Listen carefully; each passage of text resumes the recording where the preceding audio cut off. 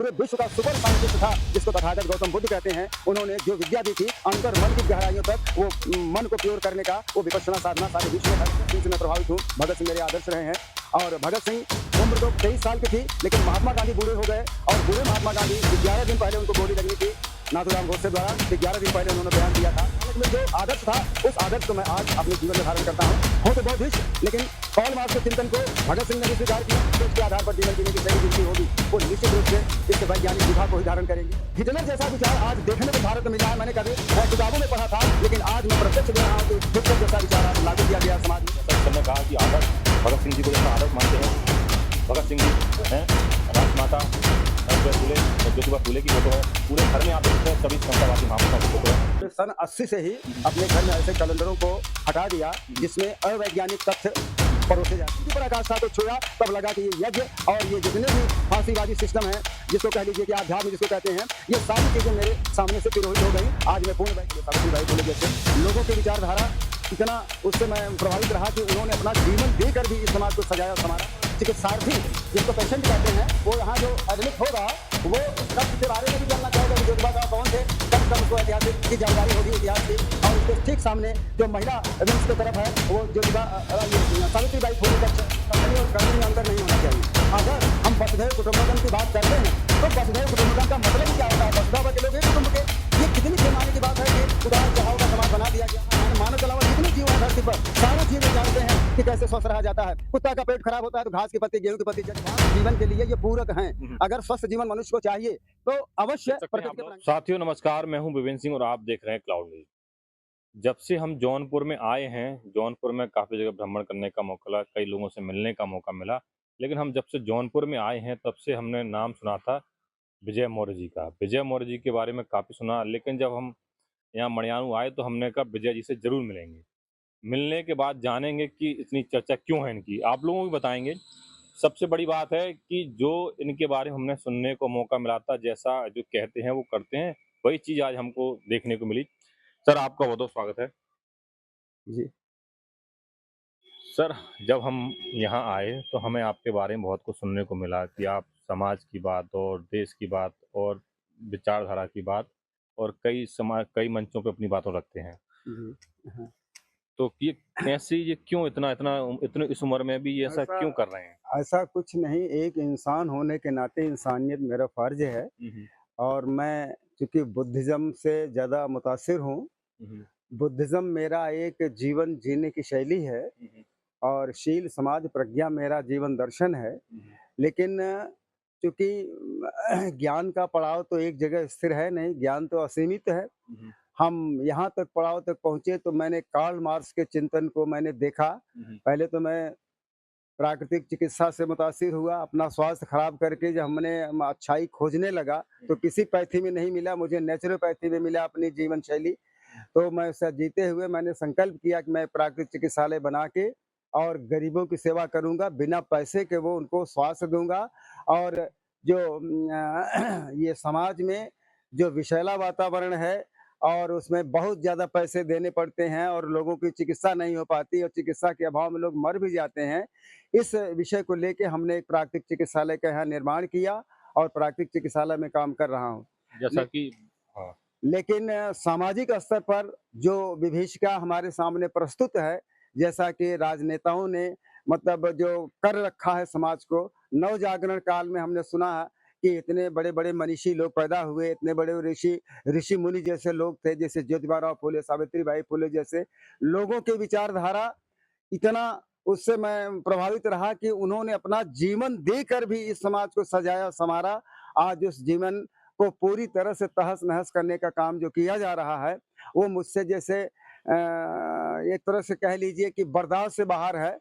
हमारे नौजवानों को कुछ हाथ में रोजगार देने के बजाय उनके हाथ में एक कटोरा थमा दिया गया कि भीख तुमको मिलती रहेगी, जिस दिन भीख मैं देना बंद करूंगा उस दिन तुम पर मौत को गले लगा लेना।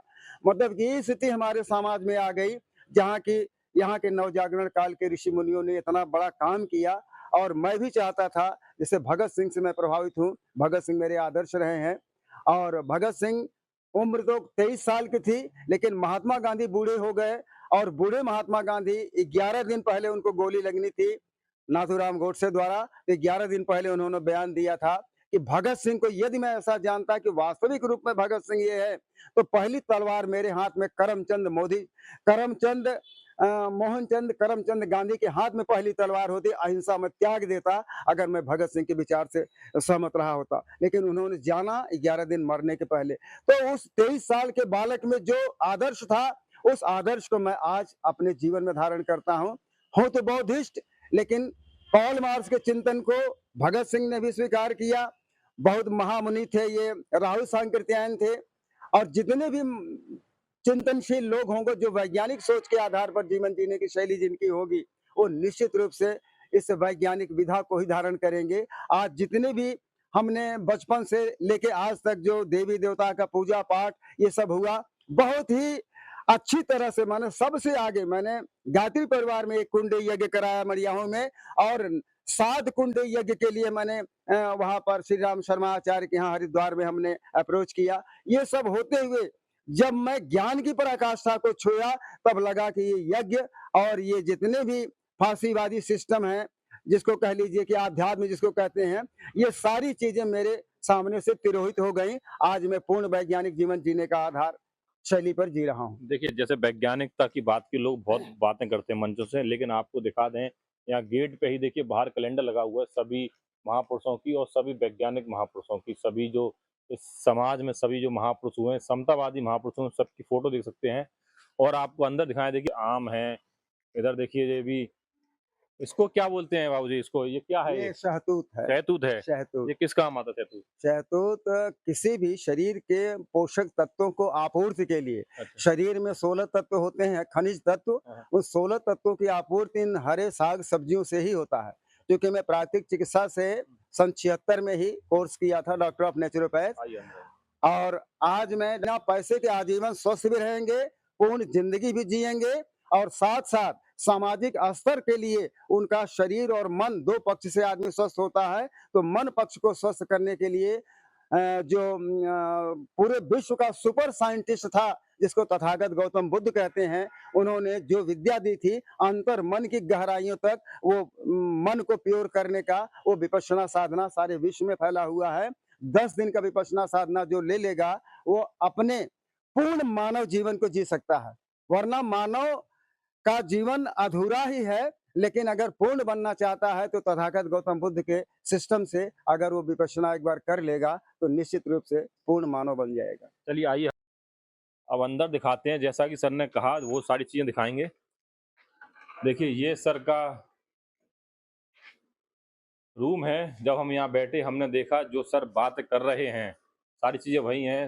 नेताजी सुभाष चंद्र बोस हैं, स्वामी विवेकानंद जी हैं, और जैसा कि सर ने कहा कि आदर्श भगत सिंह जी को जो अपना आदर्श मानते हैं, भगत सिंह जी हैं। इधर राष्ट्रमाता सावित्रीबाई फूले और ज्योतिबा फूले की फोटो है। पूरे घर में आप देख सकते हैं सभी समतावादी महापुरुषों की फोटो है, और डॉक्टर बाबा साहब अम्बेडकर। सर जो लोग कहते हैं मंचों से, क्या घर में उनके जब जाओ तो ऐसा नहीं मिलता, लेकिन आपने तो पूरा समतावादी हमने महापुरुष। सन 80 से ही अपने घर में ऐसे कैलेंडरों को हटा दिया जिसमें अवैज्ञानिक तथ्य परोसे जाते थे।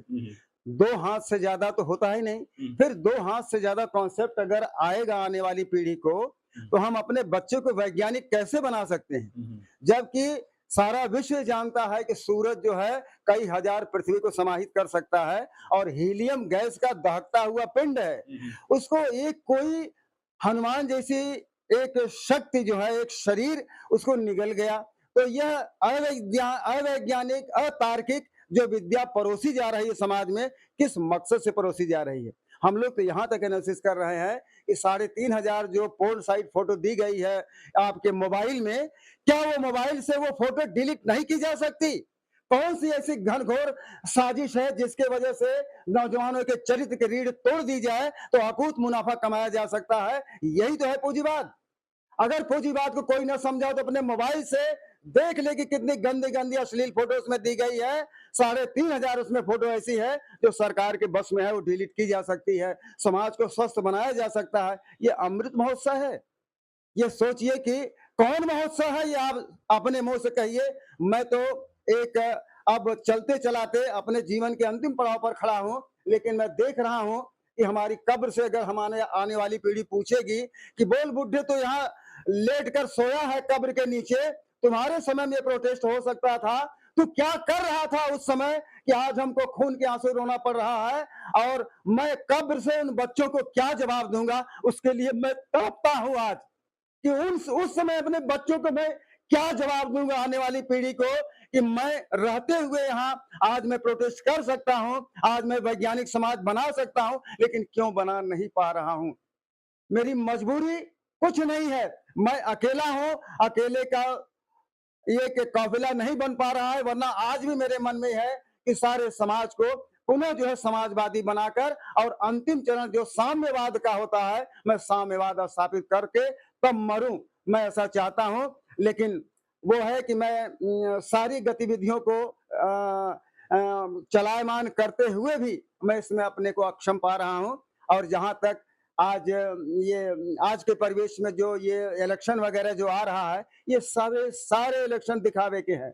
क्यों कि जो हिटलर चाहता था, वो हिटलर जैसा विचार आज देखने को भारत में मिला है। मैंने कभी किताबों में पढ़ा था, लेकिन आज मैं प्रत्यक्ष दे रहा हूं कि हिटलर जैसा विचार आज लागू किया गया समाज में। तो आज हर समाज को दिमाग से पैदल बना दिया गया है। ऐसी स्थिति में हमारा क्या दायित्व होता है, पूरी तरह दायित्व मुझे याद है।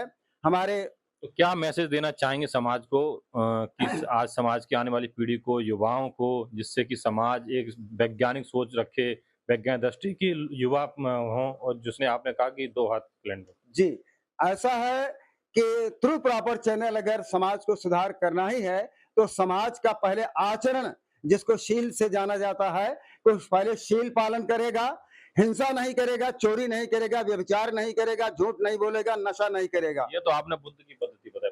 बुद्ध की पद्धति नहीं, वैज्ञानिक पद्धति है ये। अगर कोई वैज्ञानिक होगा, मैं पाइथागोरस को कहता हूं, मैं आर्किमिडीज कहता हूं। आर्किमिडीज का सिद्धांत था कोई वस्तु पानी पर तैराई जाए तो अपने भार के बराबर पानी हटा दे, भार के बराबर पानी हटा देती है। तो क्या ये हम हमेशा आर्किमिडीज चिल्लाते रहेंगे? आर्किमिडीज सिद्धांत पढ़ाया जाता है समाज में लागू होने के लिए, बुद्ध का विचार समाज में लागू होने के लिए बताया गया, लेकिन बुद्ध को रटना, उनका वो मूर्ति बना के उनका मंदिर बनाना, ये अवैज्ञानिक है। वैज्ञानिक ये है उनकी वैज्ञानिक थियरी को अपने जीवन में उतारा जाए, विचारों को अपनाया। अपने उस थियरी को प्रैक्टिकल उतारा जाए अपने जीवन में।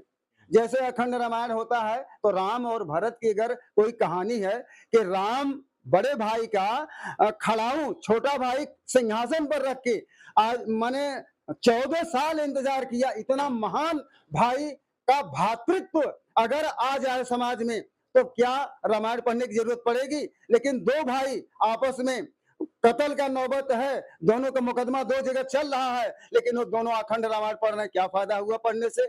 समय जाया हुआ, उनका पैसा जाया हुआ, समाज को बेवकूफ बनाया, अपने को भी बेवकूफ बनाया। अगर वो चरित्र राम और भरत का चरित्र अपने जीवन में उतर जाए, यही रामायण है। तो हमारे साथ से विजय मौर्य सर, इन्होंने बताया कि समाज को किस तरह से वैज्ञानिक बनाया जा सकता है, और वैज्ञानिक होना बहुत ज़रूरी है। जो आज बात करते हैं राम और भरत की, वो उनको पहले भरत जैसा काम भी करना पड़ेगा। आज भाई-भाई को आपस में, और पूरे वैज्ञानिक महापुरुषों के फ़ोटो हैं। सर ने कहा कि वैज्ञानिक दृष्टि होनी चाहिए। सर अपने आप को नेचुरोपैथी के डॉक्टर हैं, और नेचुरोपैथी के साथ-साथ सर वैज्ञानिक सोच के हैं। उन्होंने कहा कि समाज को बदलने के लिए वैज्ञानिक सोच होना बहुत ज़रूरी है। गए हैं माँ कमला देवी प्राकृतिक चिकित्सालय में, और ये विजय सर ने अपनी माँ के नाम से ही इसका चिकित्सालय का नाम रखा है। सर आपने इसका नाम क्यों अपनी माँ के नाम से रखा?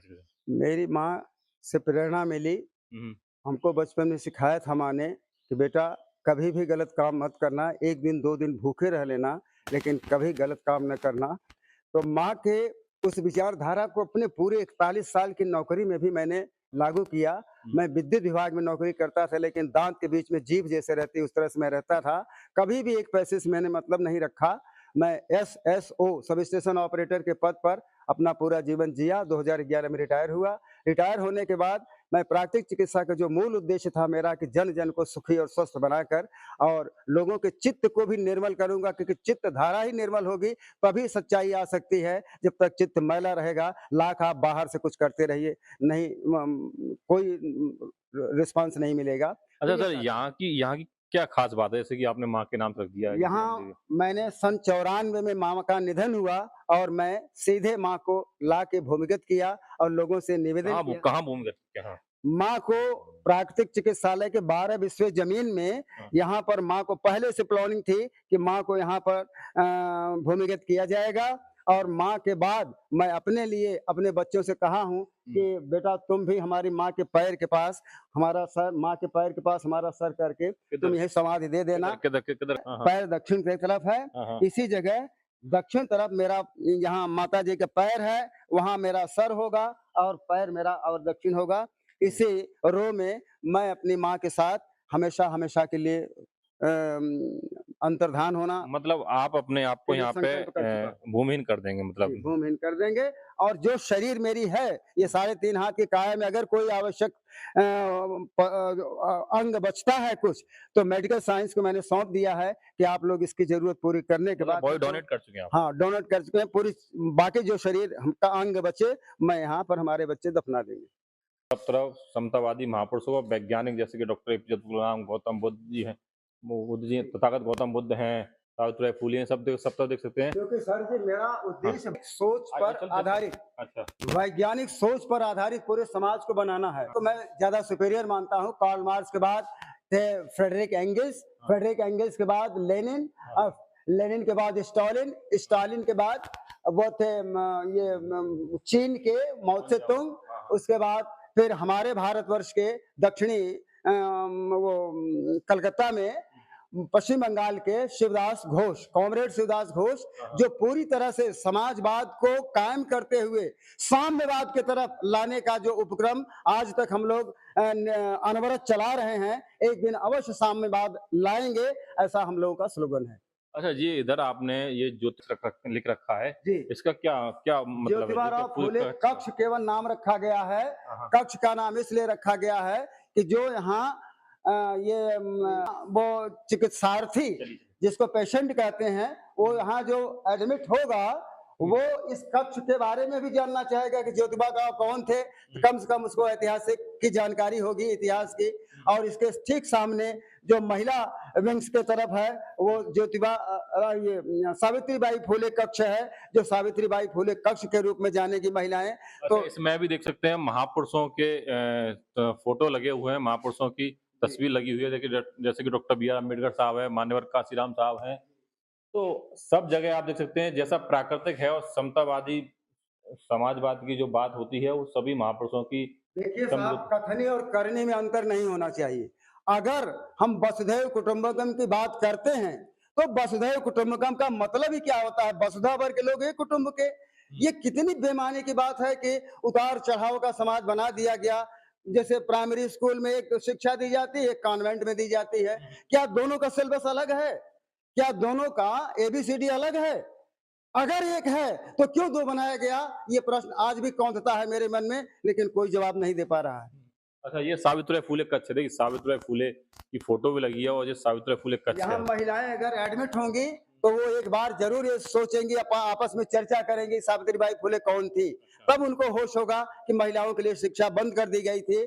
आज उन्हीं की वजह से है कि आज वो जो कुछ अक्षर का ज्ञान हुआ तो सावित्रीबाई फुले की वजह से। अच्छा, जैसे कि आपने कहा महिलाओं को कुछ अक्षर का ज्ञान हुआ, जैसे कि हम इधर आ जाते हैं। हाँ। ये आपने जो ये बगीचा सा जो बना रखा है, ये इसका क्या है? क्यों ये बना रखा है? ये प्राकृतिक जीवन जीने के लिए आदमी को, मनुष्य को माँ की गोद से जब मनुष्य बाहर आता है, प्रकृति के गोद में आता है, तो प्रकृति ने इतनी संरचना कर रखी है कि माँ अपने प्यार से अपने बच्चे को जो दूध पिला के इतना बड़ा करती है, उसके बाद वो गोद से अपने सौंप देती है प्रकृति के माँ के रूप में गोद में।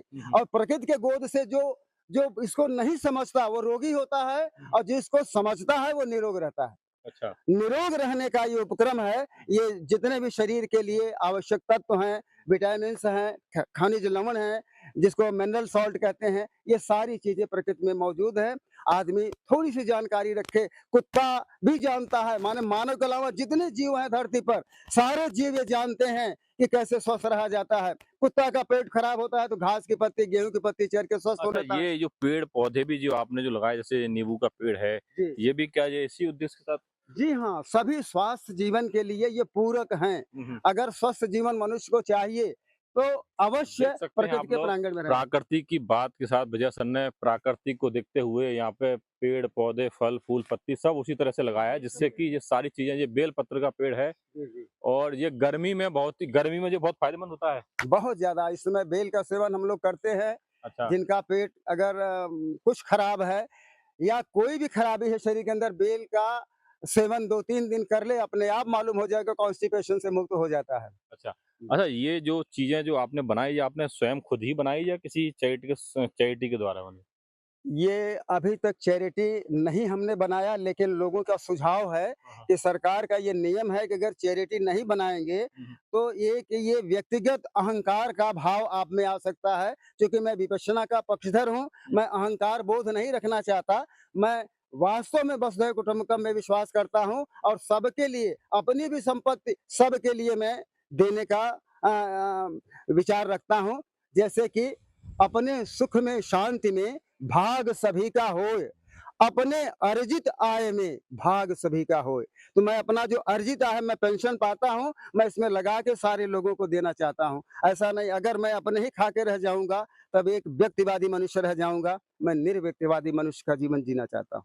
तो आप लोगों ने देखा कि हमने आपको दिखाया है, जिस तरह से माँ कमला देवी प्राकृतिक चिकित्सालय था, उसी तरह से यहाँ प्राकृतिक चीजें हैं, बेल फूल फल फूल पत्ती सब चीजें बिल्कुल एक तरह से प्राकृतिक आपको रूप देखने को मिलेगा। यहाँ पे रास्ता बनाया गया है, ये सुबह टहलने के लिए रास्ता है और हमने आपको सारी चीजें दिखाई कि महिलाओं के व्यायाम के लिए, पुरुषों के व्यायाम के लिए सब चीज अलग अलग है। सावित्री फूले महिलाओं के लिए कच्छ है और ज्योतिबा फूले पुरुषों के लिए कच्छ है। लेटेस्ट अपडेट पाने के लिए हमारे चैनल क्लाउड न्यूज को अभी लाइक करें, सब्सक्राइब करें और बेल आइकन दबाना बिल्कुल ना भूलें।